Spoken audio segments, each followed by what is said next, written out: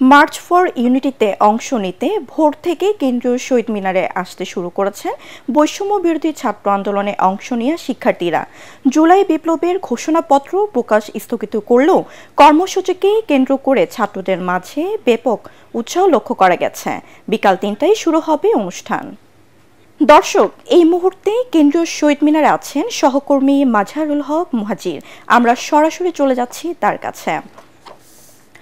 মুহাজির, কর্মসূচিকে কেন্দ্র করে শিক্ষার্থীদের মাঝে উৎসাহ কেমন দেখছেন?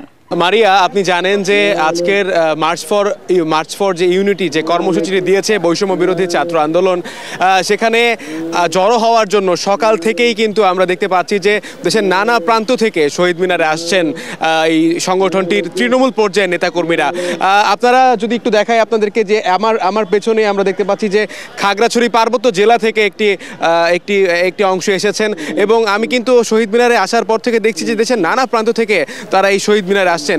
আপনি জানেন যে গতকাল থেকেই কিন্তু এক ধরনের একটা সংশয় ছিল যে আজকের এই আয়োজনটি, আজকের যে প্রোগ্রামটি, যে ঐতিহাসিক যে আয়োজন ছিল বৈষম্য বিরোধী ছাত্র আন্দোলনের, অনেকে বলছেন যে দেরিতে হলেও এই যে বিপ্লবের যে ঘোষণাপত্রের যে ডাক দিয়েছিল বৈষম্য বিরোধী ছাত্র আন্দোলন, সেটি আজকে না হওয়ার সম্ভাবনা আছে। এরকম একটা ঘোষণা কিন্তু কালকে অনেকেই, আসলে আমরা এরকম অনেক গুজবও দেখতে পেয়েছি, অনেকে ছড়িয়েছে, কিন্তু সব গুজবকে আসলে পিছিয়ে রেখেই তারা আজকের এই আয়োজনটি করছেন। তবে ঘোষণাপত্রটি আজকে দেওয়া হচ্ছে না, বলা হচ্ছে যে রাষ্ট্রীয়ভাবেই সেই ঘোষণাপত্রটি দেওয়া হবে, এবং এই রাষ্ট্রীয়ভাবে যে ঘোষণাপত্রের সমর্থন দেয়া, এটাকেও কিন্তু এক ধরনের বিজয় বলছে বৈষম্য বিরোধী ছাত্র আন্দোলনের নেতাকর্মীরা।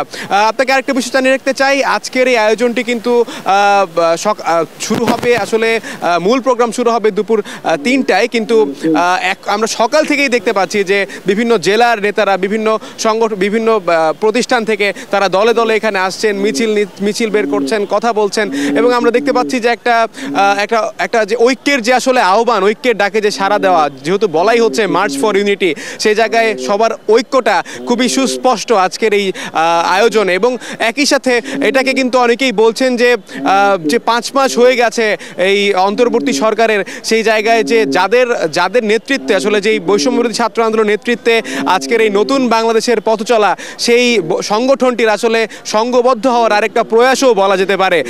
তবে আমরা অনেকটা নির্ভরযোগ্য সূত্র থেকে জানতে পেরেছি যে আজকের এই আয়োজনে ১৫৮ জন যে সমন্বয়ক রয়েছে তাদের